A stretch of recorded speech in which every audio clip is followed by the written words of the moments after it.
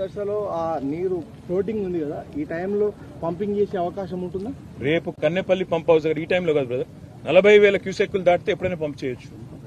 ఇప్పుడు అక్కడ 10 లక్షల క్యూసెక్కుల నీళ్లు కిందికి వృధాగా పోతున్నాయి, వందలాది టీఎంసీల నీళ్లు కిందికి పోతున్నాయని చెప్పి ఇంజనీర్లే చెప్తా ఉన్నారు.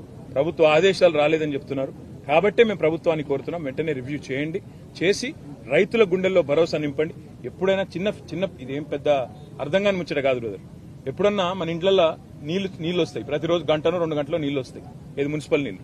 ఏం చేస్తాం మనం? ఇంట్లుండే బిందెలన్నీ నింపుకుంటాం, ఇంట్లుండే కుండలన్నీ నింపుకుంటాం, డ్రమ్ములు ఉంటే డ్రమ్ములు నింపుకుంటాం, పెట్టుకుంటాం. ఎందుకు?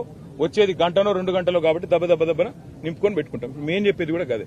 కింది గుత్తగా పోతున్నాయి నీళ్లు, వాటిని పంపు చేసి మొత్తం ఎస్ఆర్ఎస్పీ నుంచి మనం కట్టిన కాళేశ్వరంలో కట్టుకున్న రిజర్వాయర్లు అన్ని నింపుకుంటే 240 పైచిలకు టీఎంసీల నీళ్లను ఆపుకోవచ్చు. 240 టీఎంసీలు అంటే 24 లక్షల ఎకరాలకు నీళ్లు ఇవ్వచ్చు. ఒక టీఎంసీతో 10,000 ఎకరాలకు నీళ్లు ఇవ్వచ్చు.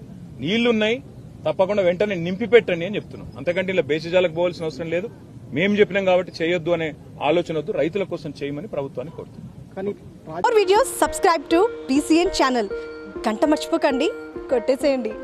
Please subscribe BCN channel. Please subscribe BCN channel.